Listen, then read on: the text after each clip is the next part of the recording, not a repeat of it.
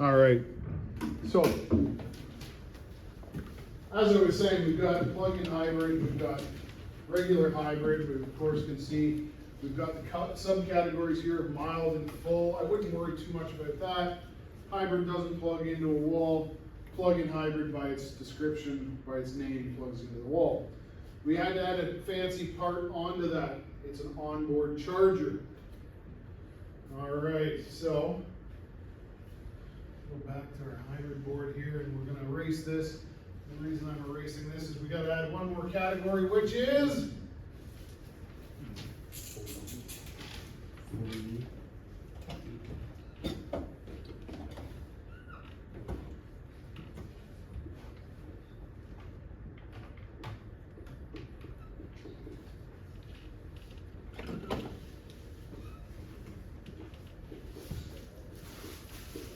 electric vehicle.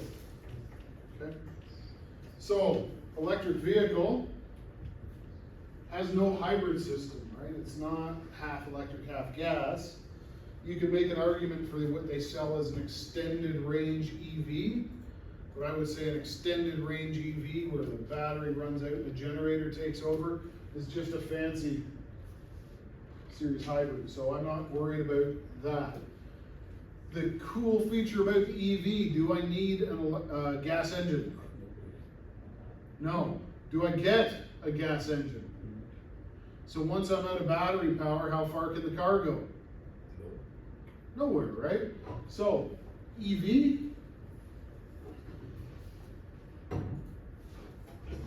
only uses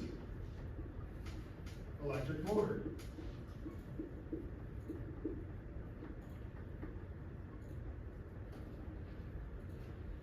So it doesn't take gasoline. All right, so we have to charge the battery. Needs outside power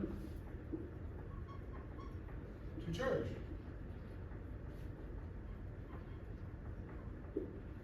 Neat.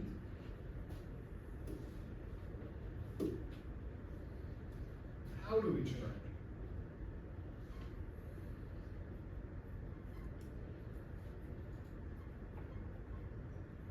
How do we charge?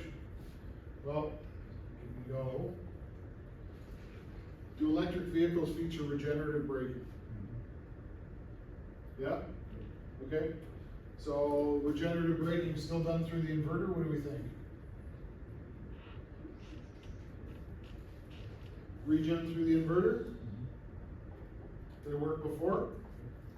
It'll work now. So regen through the inverter. Now, how about the internal combustion engine generator to recharge the battery? Can we use that? No, it doesn't exist. So now all we have to recover power for the battery through the inverter is regeneration. Is regenerative braking enough to power the car permanently? No. That's a perpetual motion machine or an infinite energy machine. They don't exist. Right? That's any closed system will have leaks of power, be it heat, be it friction, whatever it might be. So we can go regen, but most of our battery charging is going to be through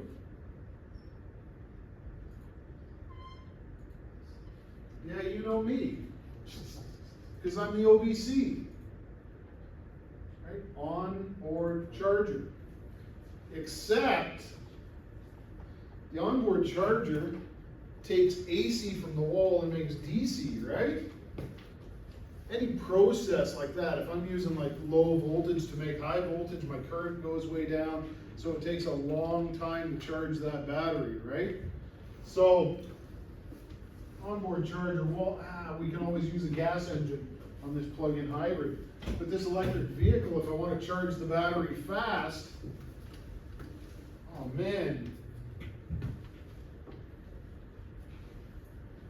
OBC can only do so much, so it'll do 110 volts, it'll do 240 volts, right? Most of the time 110 volts, and 240 volts, okay. Let's take my car for example, okay? My car is a Chevy Bolt.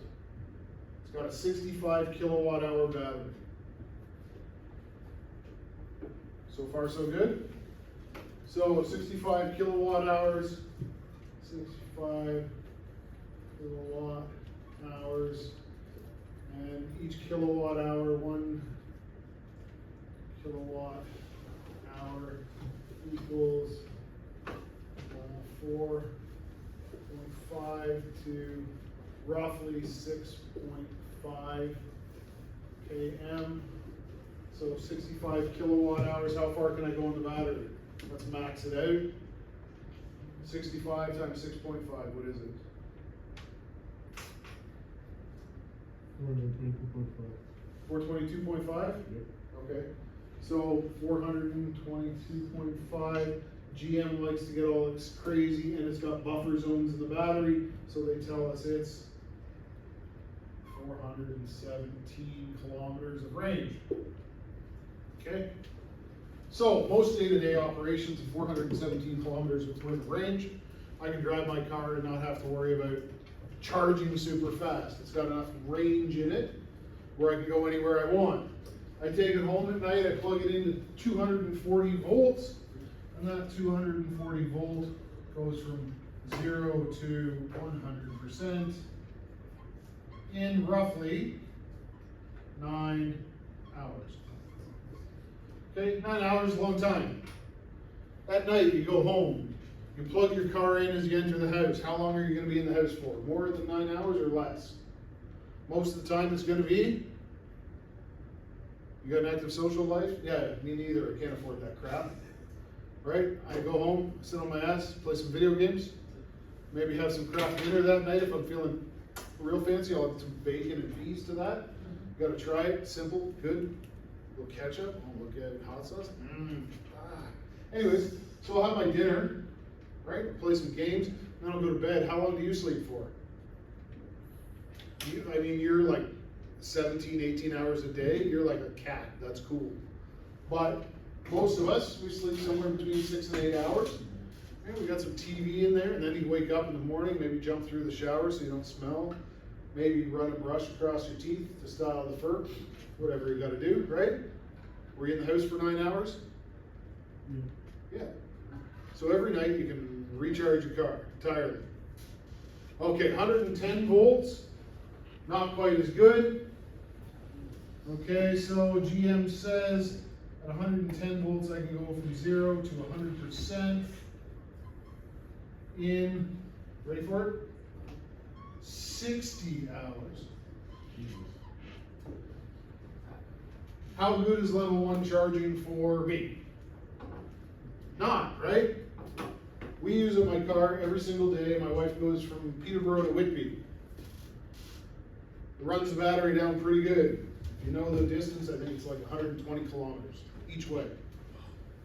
So in the wintertime, uphill, downhill, my actual range varies. Hey, we're using, somewhere between 2/3 to almost all the charge, just depending on whether it's at. Okay, we'll get to that later on this afternoon. Later on this morning, but the internet doesn't know. Okay, so great, 417 kilometers, pretty good for day-to-day life. However, has anybody ever went on a road trip? You, my friend, we call that a commute, you and I, but the others. Road trip, right? We're gonna go somewhere. You wanna go to Montreal. How far is Montreal from here? Anybody figure that out? We can Google map it up. I'd use my phone, but it's over there recording this. How far is Montreal from here? 6 hours. No, I didn't say Canadian measurements. I want like real metric measurements. 495. How many? 495. 495. Am I gonna make it? No. Okay, so call it, let's round up. Let's call it 500 kilometers. Let's round down. I'm gonna do about, honestly, highway speeds, 380 kilometers out of my battery because I'm going too fast. Right? We get on the 401 and sensor this part, we're doing at least 120, right? 100 zones, 110 zones, 130. That's not efficient for any vehicle. So I'm going to power through my power faster. However, let's say I do 380 kilometers, right? I'm doing about 120. I'm still in that car for about, what, 3 hours, 3.5 hours? Are we okay with that? Comfortable? 3.5 hours, say? Have you ever driven anywhere for 3.5 hours? What do you want to do after 3.5 hours? I want to get out and stretch. I want to eat something. Maybe give myself a biological break, especially if you're of an advanced age, such as this. You can't hold the urine like you once did. So after 3.5 hours, call it 4 hours maybe, we'll round up even. Hey, the cars are getting fancier. We want to stop. Do I want to stop for 9 hours though? So level 2 charging is not going to work on my trip to Montreal, right? So I need something else. So this is level 1. This is level 2. Okay. Level, L. And then the last one, I heard someone say something that sounded kind of right. A supercharger, right? So supercharger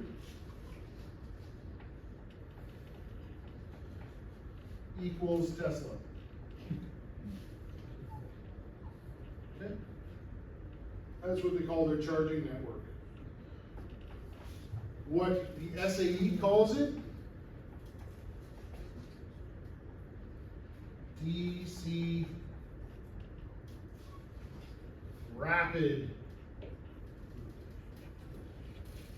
charging.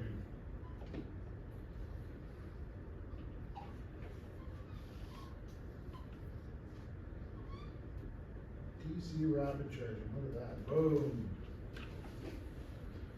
Just like that, DC rapid charging. What do we know it as? Let's be lazy.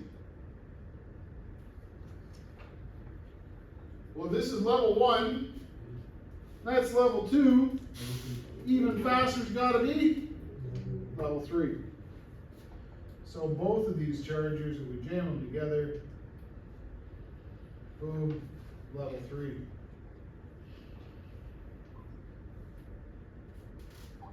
Level 3 is different than level 1 and 2.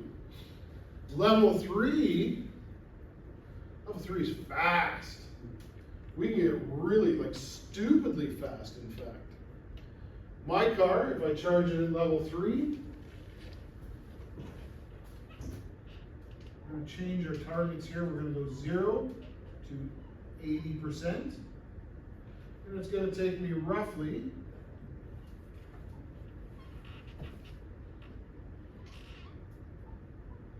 50 minutes. 5-0. Oh man, that's a pretty big reduction. So when I stop, I'm going to stop at an on the go.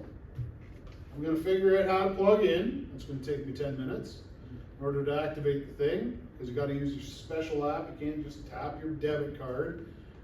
Heaven forbid that they made it easy. Instead, you need a cell phone with data, right? So you get your charger going, you plug it in. Now you know that there's going to be 50 minutes that you have to wait, 5-0. So I'm going to go get a meal.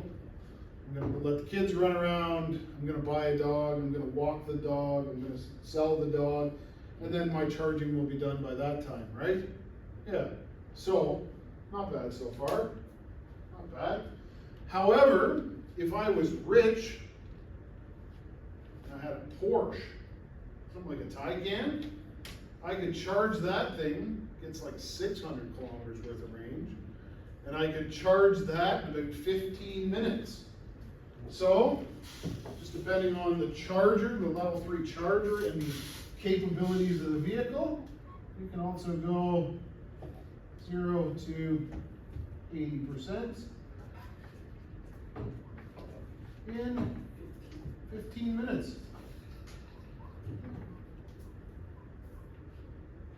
Now to do that, you need a real fancy level 3 charger as well, capable of outputting that many kilowatts per hour, right? It's got to be able to put out, I don't know if it's 80% of 900 volts, 80% of 100 kilowatts, it's gotta do 80 kilowatts an hour. That's a lot of power transfer, okay?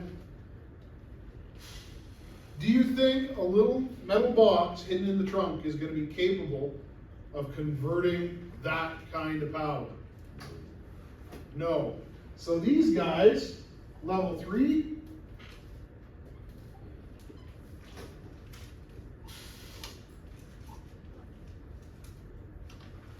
that's an A, we'll make that more A-like, off-board charging. So level 1 and 2, use the little box in the car, take AC, turn it into DC, and apply that to the battery. Level 3 uses an off-board charger.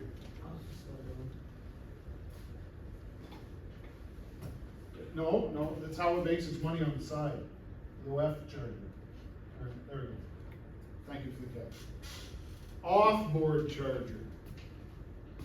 Off-board tells me where is it? Is it on the car? No. The off-board charger is part of the EVSE. EVSE, Electric Vehicle Supply Equipment. Okay, so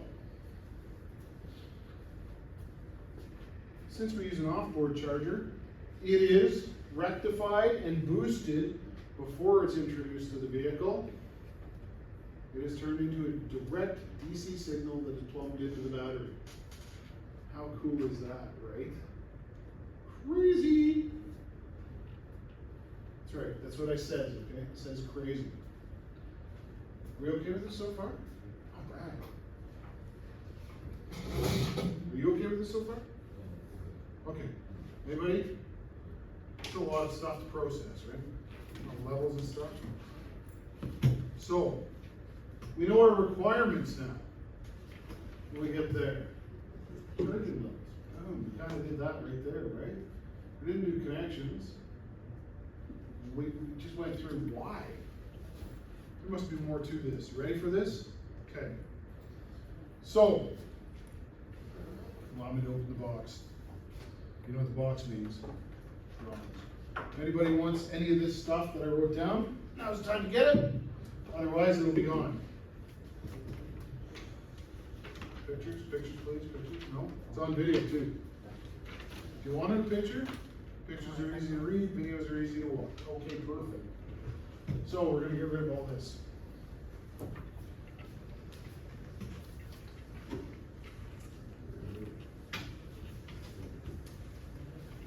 I'm not rewriting all this, so if you missed it, you missed it. I warned you. Last week, on Monday, the Super Theory Day, we went through all of the high voltage bus stuff. Remember that? We looked at the battery and the high voltage bus and all the pieces wired into it. That was fun. Now we got to look at the charging side. How do we get power back? I'm not worried about the inverter today. The inverter is going to be another day. We'll actually open it up and look inside. What I'm worried about is the charging portion of the program. Wall charging specifically. So,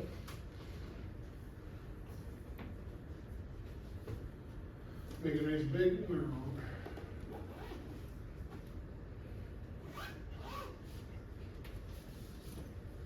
aha.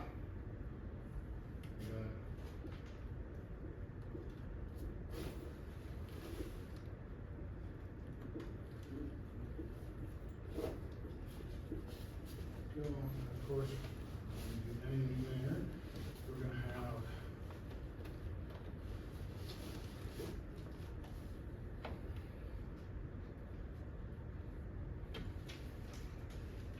negative, and it's going to go out. I don't have a black marker, so we're going to have to deal with blue. If you don't understand blue, well, I got nothing for you. Okay, so we got that. Of course, we have this.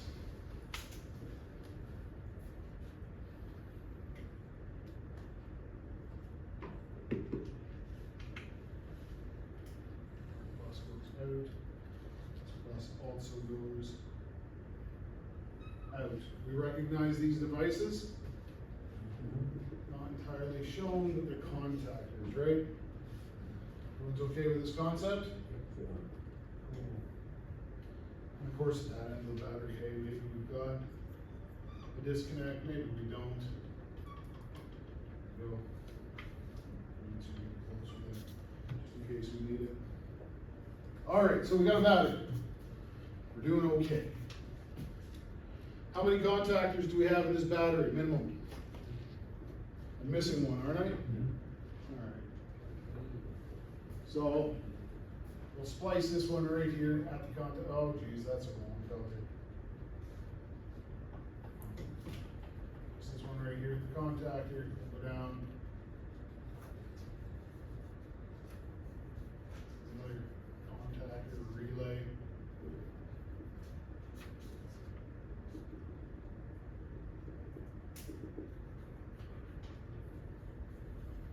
That's pre-charge. Everyone's okay with that? What is that? Is that a ground or is that a through resistor?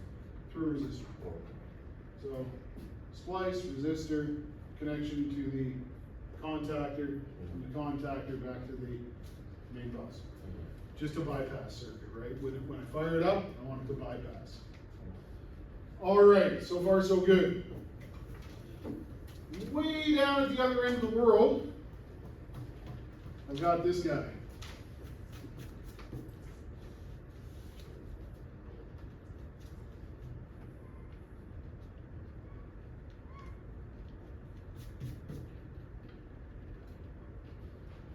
Who's that?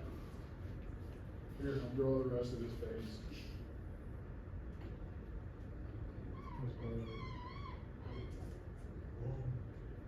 What is it?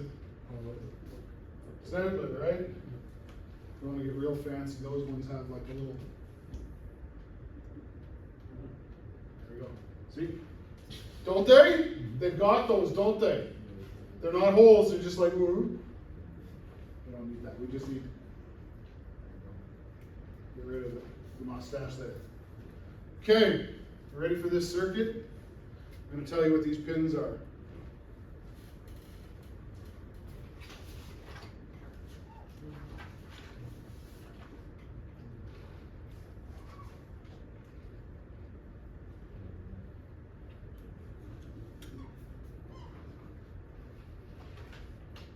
L1, live. Neutral, ground. We're not learning household wiring, are we? No.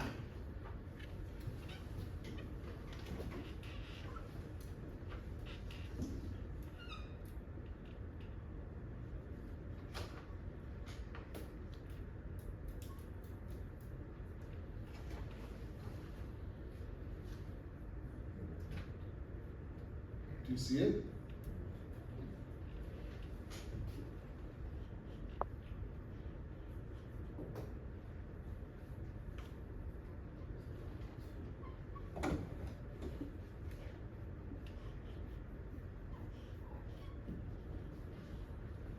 L1, neutral, ground.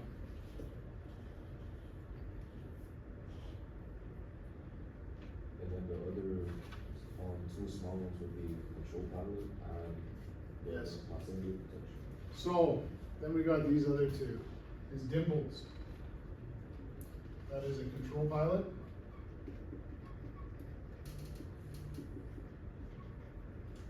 And this one on the other side, proximity pilot.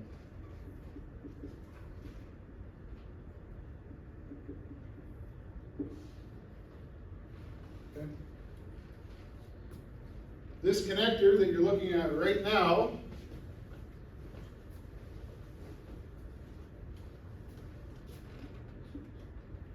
SAEJ1772. This is the most common charging connection in North America at this time. Is it always going to be the most popular? Probably not.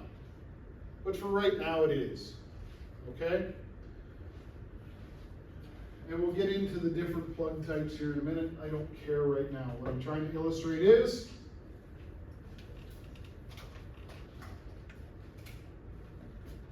basically when we plug into the wall. Power flows.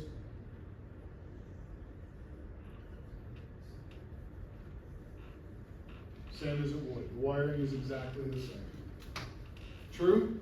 True. All right, so out of this,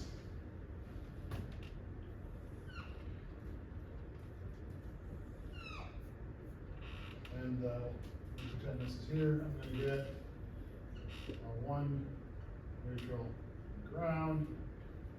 And they're going to go from the plug on the side of the car. So this is, oh God.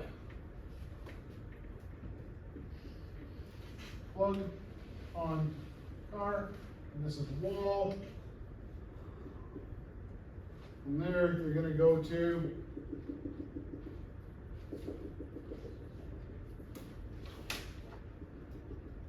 the old OBC. No, not EC. OBC. Boom. Oh my God, it's connected to the high voltage bus. Yeah, sure, we can do it this way, but we're not going to do it this way. We just drew this, undraw it. There we go. Get rid of that. Get rid of this connection here. We're going to do fancy footwork. We're going to do magic from there. All right? So, what comes out of the OBC? AC or DC? What went in? What's this, AC or DC? It's AC, right? So, AC in. What do we need to come out to charge the battery? DC. Cool. Cool. All right. Now, did I just use a regular plain old cord when I plugged into the wall, or did it look fancy? It looked fancy, didn't it? You got a box on the wall, plug in, and it makes a bunch of clickies and clunkies and stuff like that. Right? We got a special handle, the wand that plugs in. So on one side over here, we got our wall outlet.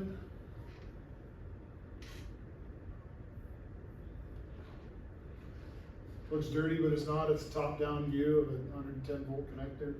And it goes from here. It's got how many cables? 1, 2, 3, and it goes into a fancy box. And this box has got those 3 cables coming out. 1, 2, 3, and it goes into a fancy looking wand thing. And it looks like that. Put all those in the handles. We got a button on the back of that thing. Looks like El Pistoles.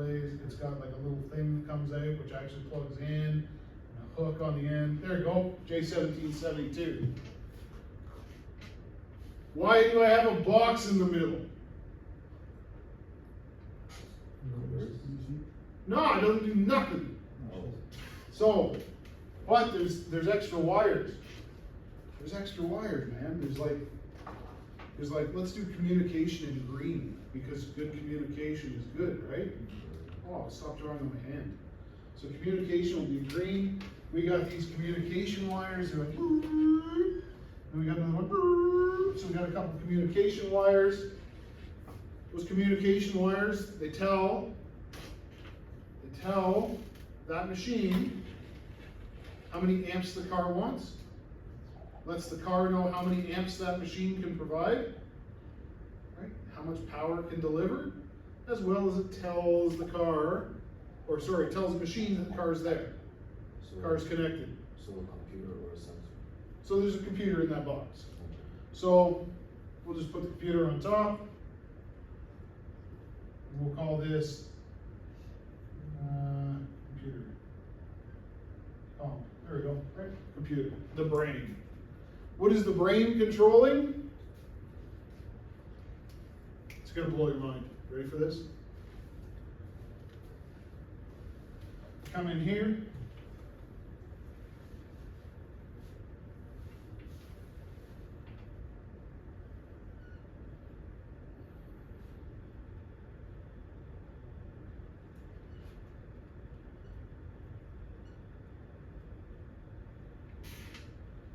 What are those?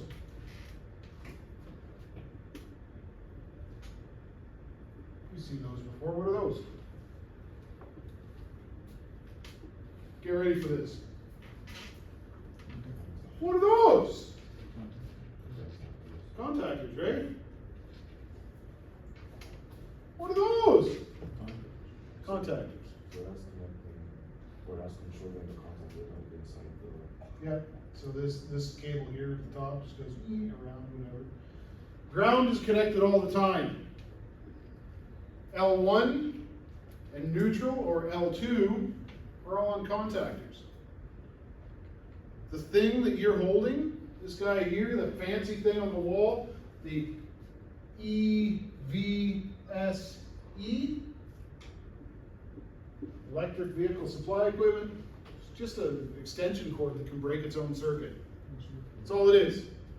If it doesn't see signals on those two wires, it opens the contactors, makes the pins dead, so it removes risk to people outside of the charging connection. But it is just a fancy cord, nothing happens in it. Except power is either applied or not applied. AC power. Boom. And this guy here, this EVSE, this is how it works for level 1 and level 2. You can change the trigger if you want. We can put the Tesla connection on there. Works same way. Okay? Level 1, level 2. Level 3, different beast. Level 1, level 2, just like that. Okay? So, we come out of there, we plug into the side of the vehicle right there. So, we go from here to there, from there to here, and then power flows from there into the onboard charger. How many volts is this guy? What do we want to say today? Make something up. Make me feel all pretty like. Weak. Pretty weak. 400 volts?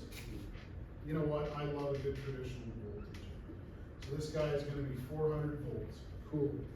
And then this guy, this little guy is just 110 volts. So we need to go up or down?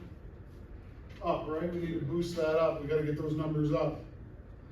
If I'm a kid, I'm skipping along, being a kid, doing kid things, and I go, and I touch these two ports on the side of the car. Am I going to die? No, because I want those ports to be depowered if I don't have something plugged into it, right? So I got to make sure that my 400 volts doesn't touch these plugs.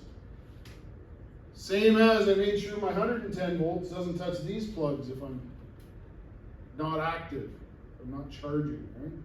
So we got a bunch of safety considerations because apparently dead children in the neighborhood are a bad thing. I don't know, less hockey balls in the car, that's all I'm saying. So we got to do something. So we're going to come in. The very first thing we're going to do, I got to open up the diagram that I drew. It's been that long. So bear with me. The diagram that I drew is on page, I didn't add page numbers. There we go. Very first thing we're going to do, come into the battery. We're going to go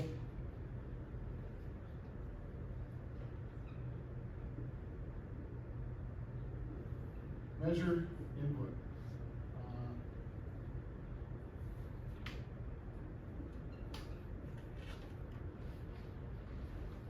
Measuring input, still high voltage AC, right?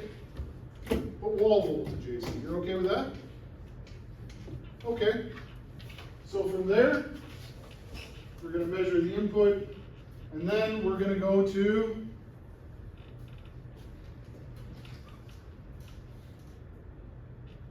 see.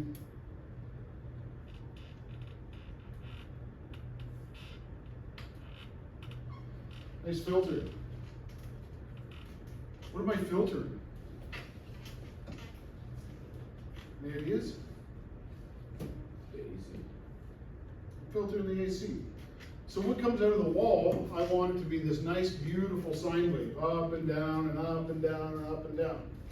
I don't want it to be janky, I don't want it to be jaggy, I don't want the noise of your television or your blender running to be in my AC. So this thing is going to have some chokes and coils in it, chokes and capacitors, in order to filter out the noise that comes in from the system. Filter out the noise that comes in from the grid. Okay. So far, so good? All right. AC or DC? Still AC, right? So, still, we're going AC. So how many cables does it have? Still? 3. So we go from AC, we're going to go from there, we're going to go,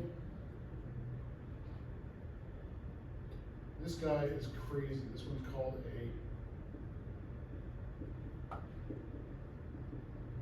rectifier. And it's going to have a PFC. Power factor correction, or PFC, is required on anything that plugs into the power grid. It makes sure that your toaster doesn't drag your house down. You ever see on the back of your video game system, this complies with FCC rule, da da da da da da? It's not about radio waves, it's about destroying the pattern in the grid. So your Nintendo's got a PFC correction, your Blender's got a PFC correction. All PFC is, does the voltage input and the current match one another? If I put in voltage, does the current follow it as closely as possible? We want those two waves to roll in a very similar manner. If current is high and voltage is low, we're going to get noise in the system. It's going to start to destroy things.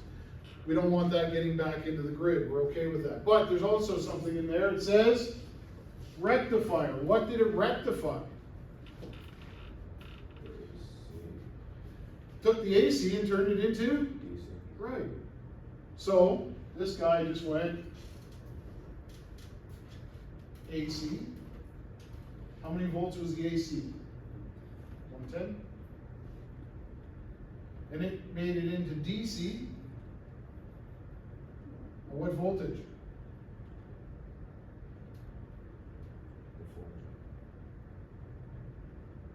We got 110 in, we're going to get 110 out. We've just rectified it. All that is a rectifier bridge, basically, or a series of rectifying diodes. All right, we'll explain how those work in just a minute. But what I want you to know is what just came out of there good enough to put into the battery? It's DC, it's 110 volts. Can I just jam it in the battery? What's a volt? What's a volt? Can I put 110 volts into a vessel that's already got 400 volts in it? Nope, flow the wrong way. So I can't just go, bah, and apply it all, right? So, now that we've been rectified, I got to go into another box.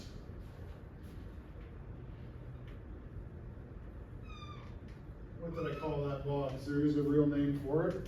Oh yeah, it's a voltage converter.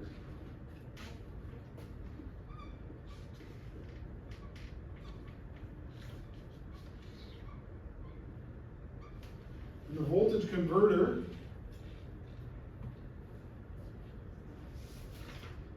so we went DC 110 volt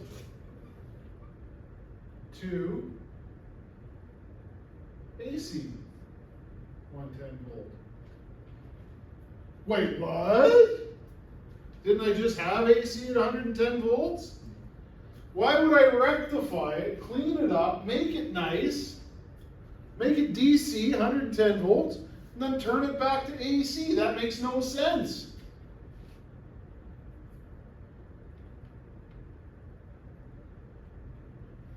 Weird, right? Weird. Well, from the voltage converter, I'm not going to run it to another box. I'm not going to wire it in. I'm actually going to have a coil. See my coil? What happens if I run current through a coil? What does that coil become? If I run current through a coil, what does the coil become?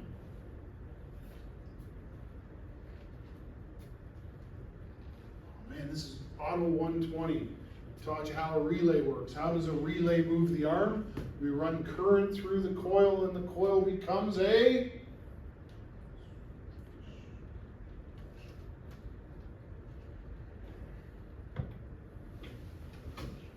oh man, you guys are killing me, Smalls. Sandlot, never seen the movie, just like the line.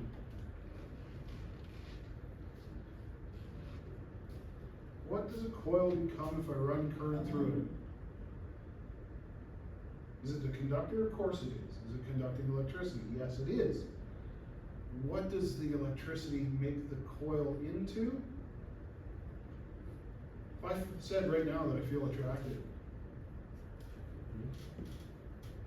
is it just magnetism? Oh. It makes it into a magnet, that's right. So, right here. So this guy is an electromagnet.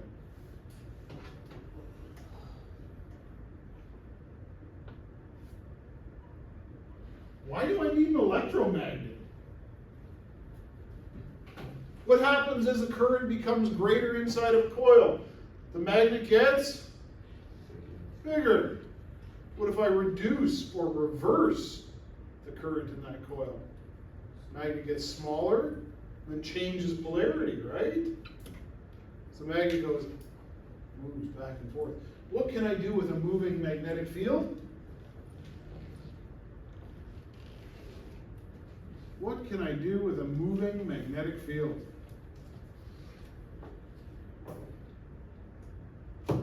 How does an alternator work? Any ideas? You guys should know this by now. Holy.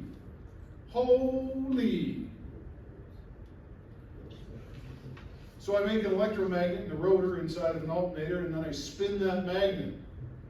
If I spin that magnet over the stator, what's produced in the stator? Electricity, right? So if I don't move the rotor, what if I just move the magnetic field? Could I still make electricity with that? Sure, right? If I went from 110 volts DC to 110 volts AC, but I was controlling how quickly I switched it, could I then control my power output? Yeah. That's why we went DC. It's a good holding voltage. Then I'm going to flip it back and forth and back and forth and back and forth to make a moving magnetic field. So we get this cool electromagnet. You know what? I feel like electromagnets should be pink today, just depending on if this marker works or not. So my electromagnet is creating a field that moves back and forth. There we go. On the other side, guess what I'm going to have?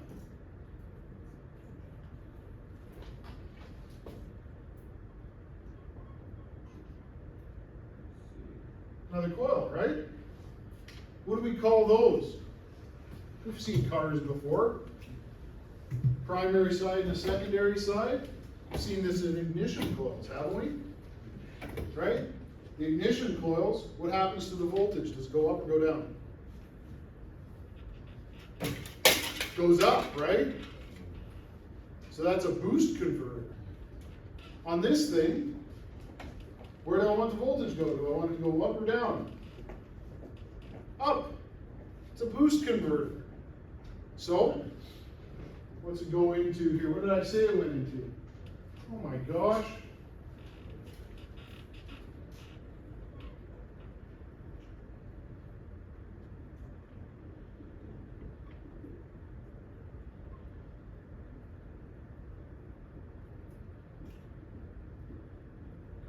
A rectifier and filter.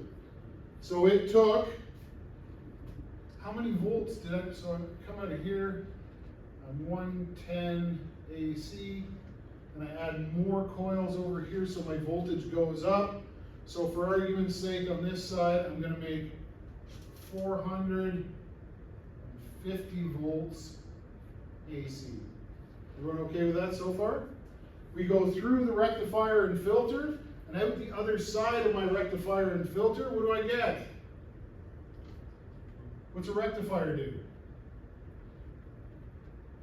Rectifier takes AC, turns it to DC, right? So I get 450 AC here, and on this side, because I rectified it and filtered it, I'm going to get 450 volts DC. So, But sir, you think, why are we at 450 volts DC? That makes no sense. The battery is only 400 volts. If I have 400 pressures here and 400 pressures here, would I have any movement? If I want it to flow into the battery, my pressures here have to be a little bit higher to flow in. So my pressure will change based on how much current I want to flow into that battery. We might be charging a 400 volt battery, but our charger might hit 500 volts to push it in quickly, right? Or more. All right. So from the rectifier and filter, we are going to go into output measurement.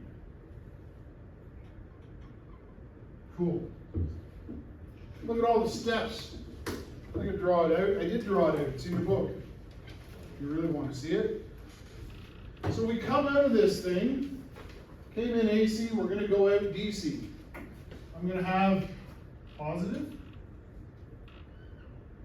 and of course I'm going to have negative.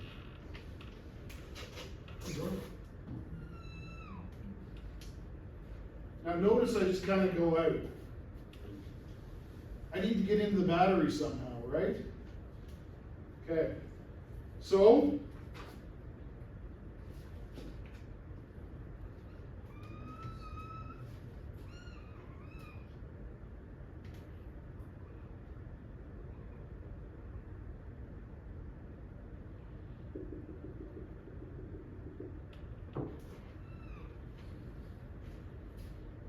charging contactors. Charging positive, charging negative, possibly a charging pre-charge contactor. Oh, I'm not done yet. I'm not done. Get all excited.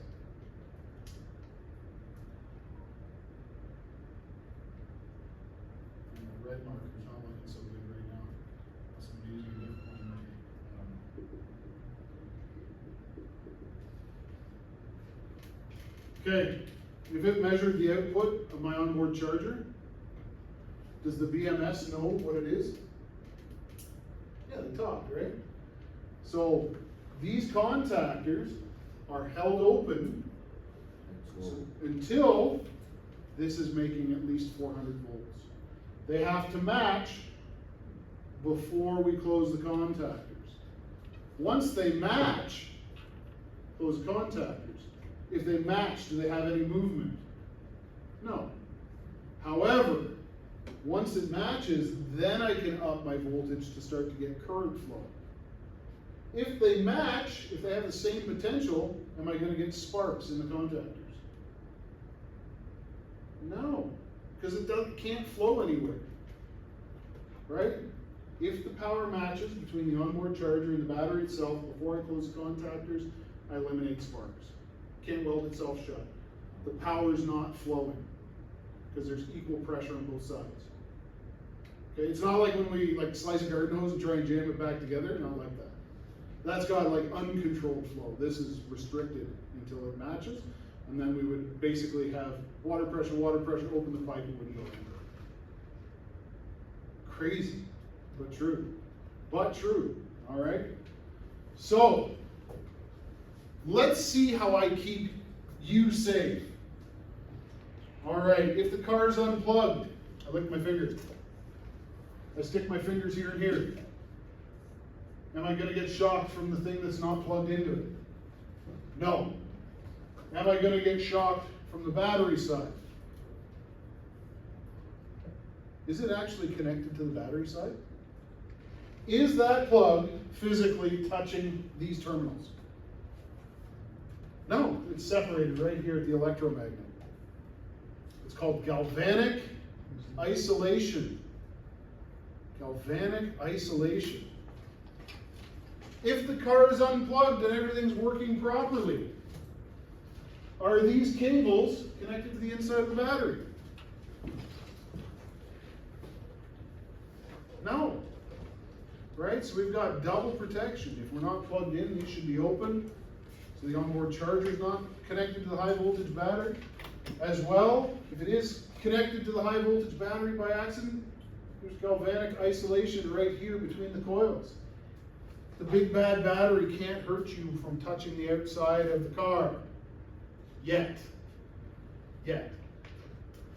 What if we get real crazy, and instead of 110 volts, I don't want to take 60 hours to recharge my car, I want to do it in 9. What if I get all crazy and I apply 240 volts? 240 volts. Well, this guy becomes 240, right? Much bigger connector. Right? It kind of looks like the one behind you. That one's a sad one. The 1450 plug is not a sad one. Okay? Or it's hardwired into the wall. Cool. Remember neutral? Becomes L2. So this neutral becomes L2. Does the onboard charger know that it's 240 volts?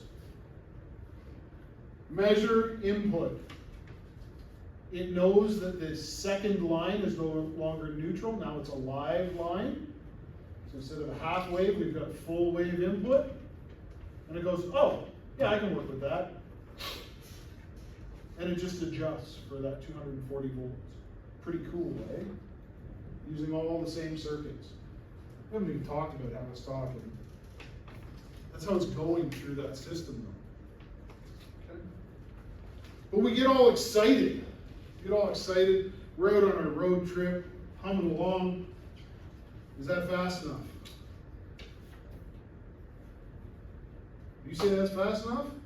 It's going to take you 9 hours to charge that way. That doesn't, yeah, we need level 3, right? Do all vehicles have level 3 chargers? No. Here's one for the truck folks. Ready for this, truck folks? Do you have level 1 and 2 on most of your vehicles? No, you guys are all level 3 up, right? Level 3. Some of the mining equipment is level 4. That stuff is insane. But we're not worried about that. We're worried about level 3. And level 3 is DC rapid charging. Do I need to do any of these steps? Yeah. Measure the DC coming into the car, right? Cool. Measure the DC coming into the car. So level 3, let's modify our charger for level 3. So to modify for level 3, I'm just going to clear up a little space down here. Here in my go. Okay with that. We're going to add these very, very complex leads. What do you got? So L1 and L2 just needs a line. Live line. Okay. So it's actually got a sine wave to it. Neutral doesn't have a sine wave. To get 240 volts, you attach the other side of the panel to it, electrically in the house, and it adds a full wave instead of just half waves. Okay? That's a household wiring thing. Are you wiring houses? Are you wiring EVSEs into the wall? For the future, if this has a problem, who fixes it? If the EVSE, if the thing that's on the wall that provides electricity to the car breaks, who fixes it?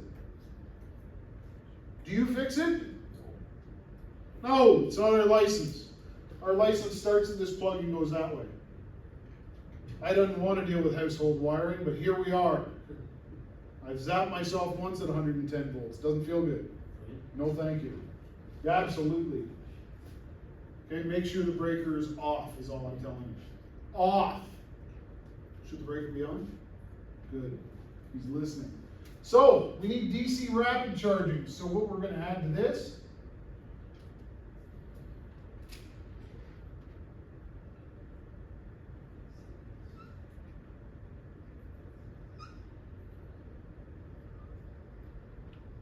yes, it always looks bad.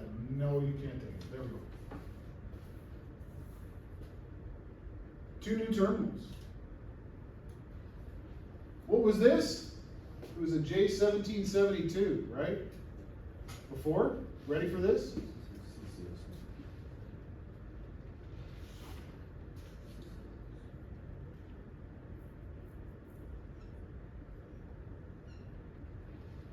CCS1. Is there a CCS2? Yes, it's a European charging standard. We use a different grid, okay? Cool, so SAE, CCS1, the charger changes, the EVSE changes. It's still, you're gonna use our pilot, our proximity, so our control pilot, our proximity circuit, and our ground. What it is not going to use is L1 and L2. So it doesn't use the 2 top ports. CCS1, when charging at level 3, does not use this or this. But it still uses these 3 and these 2. Ground is used in order to provide a ground to the 12-volt controlling computer. What comes out of the EVSE at level 3 is DC that is ready to go into the battery. So, I'm not going to get into the intricacies of a level 3 charger, just know it's going to supply DC. The car is going to tell the off-board charger how many volts, how many amps. They're going to talk constantly. If they stop talking, it stops charging. We had a problem with a car at work, brand new pickup truck, would charge at level 1, would charge at level 2, but at level 3, after 5 minutes, the truck would stop talking to the charger. Well, what do you think they did? Stop charging. The guy's out on the road, poor fella. He's got a brand new pickup truck. He's driving along, having a good old time. He's got to pull over and charge his truck. 5 minutes, 5 minutes, 5 minutes. He's barely getting the battery charged, right? That's not sustainable. So he brings it in. Long story short, it ended up being a software problem, but he didn't talk, didn't charge. Okay? So they're always in constant communication. We're gonna run, right? Red, battery ready DC. Sound good for everybody? We're gonna bypass completely the old DC. We're gonna hop over some lines here. We're gonna go in.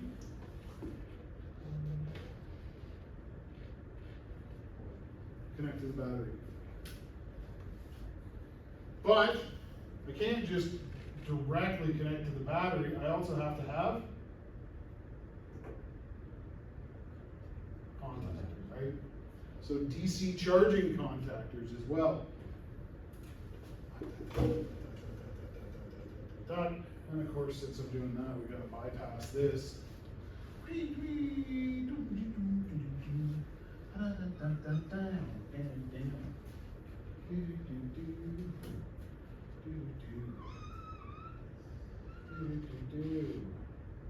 Shoot at that.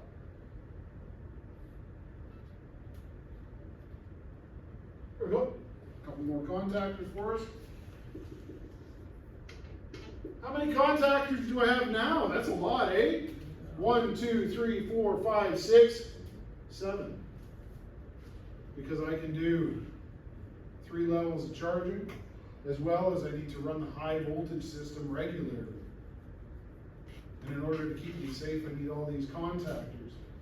If this contactor sticks closed, is that technically a live circuit? Yeah, sure is, isn't it? That'd be an oops-a-doodles. That'd be an oops-a-doodles. So, what's the likelihood of this contactor and this contactor sticking closed at the same time, where you can come up here and touch those and be dead? Pretty low, right? Pretty low. There's probably a freak accident waiting to happen in there somewhere, but it's real low, the chances, okay? Neat. Neat. Simple, right? Easy to draw. So, what levels use the onboard charger? A 1, level 2. because they are AC. What level bypasses the onboard charger? Bypass, go around. What level's that? Level 3. Bypasses the onboard charger. What if I wanted to save money and I needed something to turn around quickly? Like a big fleet vehicle, say a truck or a piece of airport equipment. I want to save money in production and I'm only ever going to charge this thing as fast as I can. Do I need an onboard charger in a highway tractor? No, because I'm always going to use level 3. So all they do is they depopulate this, use the same connector. Go take a break. Take 10 minutes, walk around, catch your breath. Theory's killing us all, right? So that one would be, so the CCS one would be level 3. So CCS 1 is 1, 2, 3. So it's all. It's all of them, yeah. Okay. Where J1772 is level 1, 2. Test the charger, 1, 2, 3. And then there's a third or fourth charger called the Chatham. I'll get to all that in just a sec. Is there messages on there or what? Anything good? You got a message, turn it on. Did I? Oh yeah.